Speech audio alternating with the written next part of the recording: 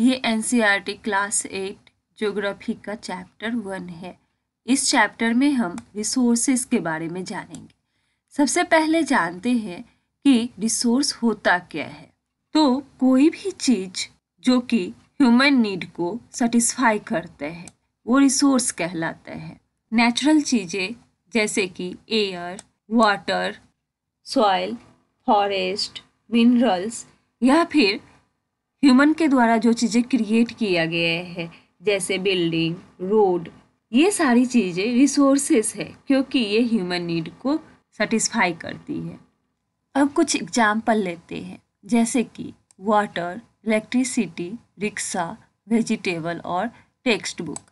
इन सारी चीज़ों में एक चीज़ कॉमन है, ये सारी चीज़ें हमारे द्वारा यूज की जाती है और इस तरह से इसका यूटिलिटी है, मतलब यूजेबिलिटी है।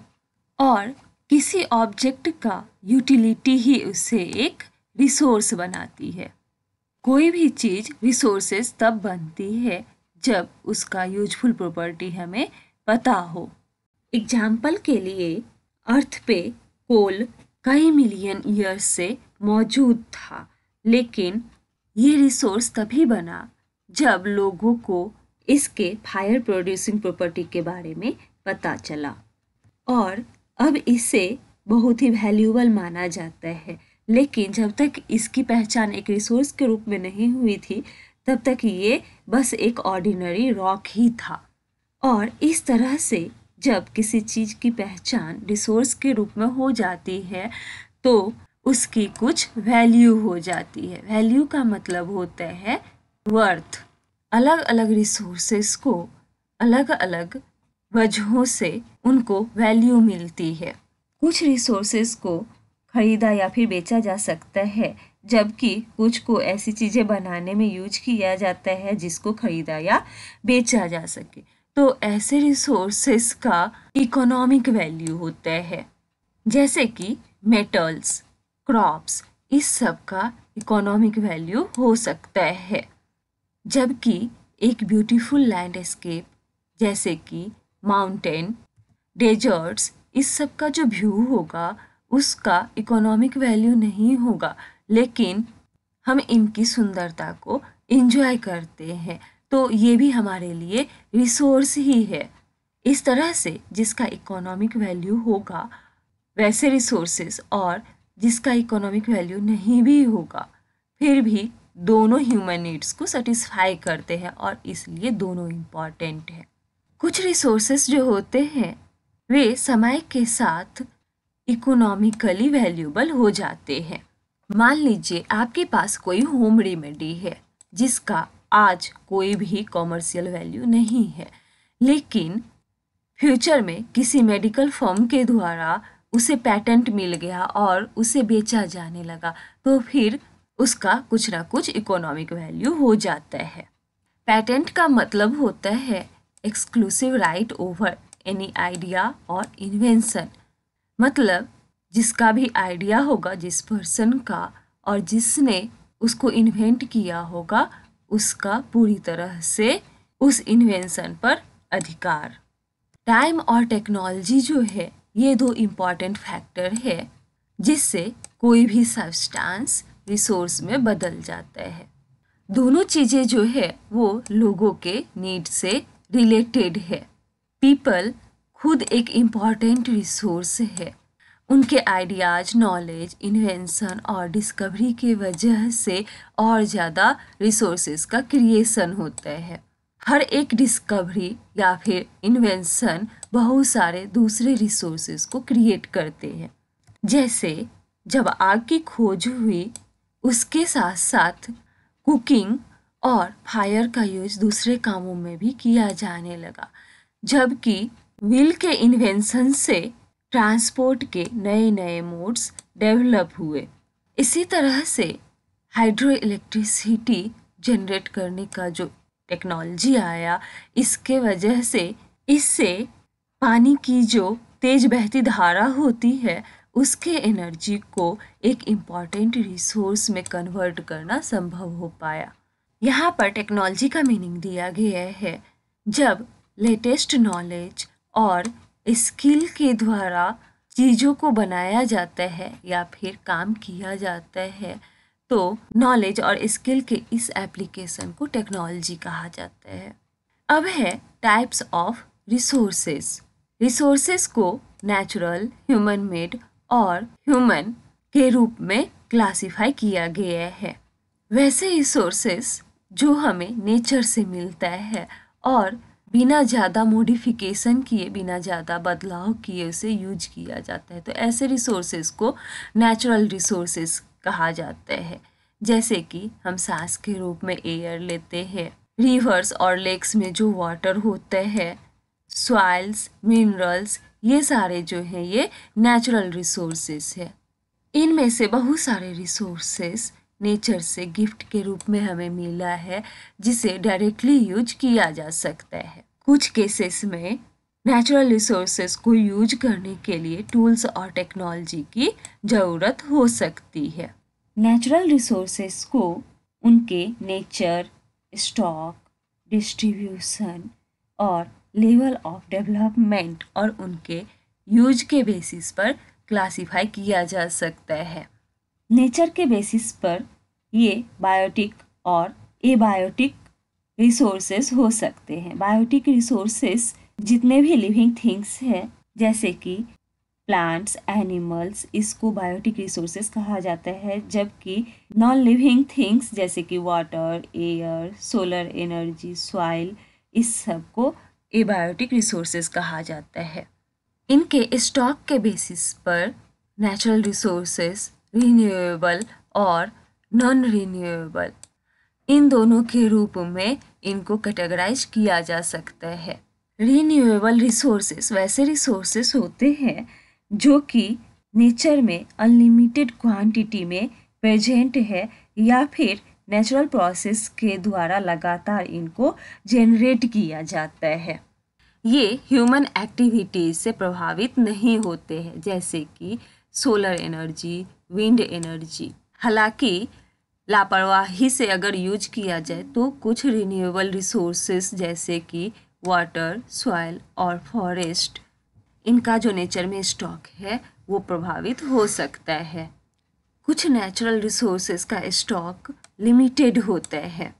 ये एक बार अगर ख़त्म हो गए, इनका स्टॉक ख़त्म हो गया तो इन्हें बनने में हज़ारों साल लग सकता है।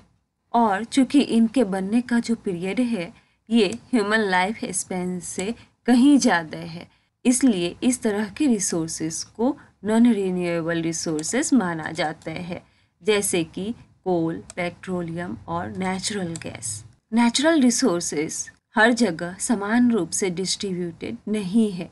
इनका डिस्ट्रीब्यूशन फिजिकल फैक्टर्स जैसे कि टेरेन, क्लाइमेट और अल्टीट्यूड, इस सब पे डिपेंड करता है। अर्थ का ये जो फिजिकल फैक्टर्स है ये हर जगह का अलग अलग है, इसलिए रिसोर्सेस का डिस्ट्रीब्यूशन भी अलग अलग तरह से है। कुछ रिसोर्सेस जैसे कि सनलाइट और एयर जो कि हर जगह पाया जाता है, इसे यूबिक्वियस रिसोर्सेस कहा जाता है। लेकिन कुछ रिसोर्सेस जैसे कि मेटल ओर्स और फर्टाइल सॉइल, ये सब हर जगह नहीं पाया जाता है, इसलिए ऐसे रिसोर्सेस को लोकलाइज्ड रिसोर्सेस कहा जाता है। इस तरह से नेचुरल रिसोर्सेस के डिस्ट्रीब्यूशन के बेसिस पे इन्हें दो तरह से बांटा गया है, यूबिक्वियस रिसोर्सेस और लोकलाइज्ड रिसोर्सेस। नेचुरल रिसोर्सेस के डेवलपमेंट के लेवल और इनके यूज के बेसिस पर इन्हें एक्चुअल और पोटेंशियल रिसोर्सेस में बांटा गया है।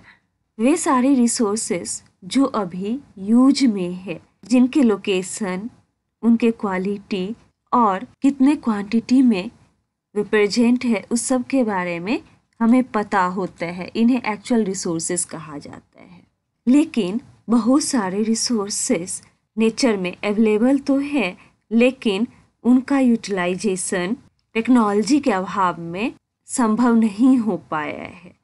तो इस तरह के रिसोर्सेस और वैसे सारे रिसोर्सेस जिन्हें अभी तक आइडेंटिफाई नहीं किया जा सका है, ये सारे पोटेंशियल रिसोर्सेस कहलाते हैं। अब है ह्यूमन मेड रिसोर्सेस। कभी कभी नेचुरल सब्सटेंस रिसोर्सेज तभी बनते हैं जब उनके ओरिजिनल फॉर्म को चेंज कर दिया जाता है। जैसे कि आयरन ओर तब तक रिसोर्स नहीं था जब तक कि लोगों ने उससे आयरन एक्सट्रैक्ट करना नहीं सीखा।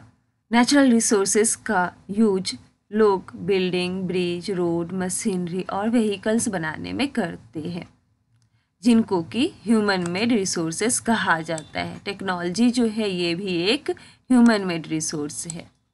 अब है ह्यूमन रिसोर्स। लोग ज़्यादा रिसोर्स तभी क्रिएट कर सकते हैं जब उनके पास नॉलेज हो, स्किल हो और टेक्नोलॉजी हो। इसलिए ह्यूमन बीइंग्स को स्पेशल रिसोर्स माना जाता है। पीपल जो होते हैं वो ह्यूमन रिसोर्स होते हैं। एजुकेशन और हेल्थ लोगों को उन्हें वैल्यूएबल रिसोर्स बनाने में मदद करते हैं।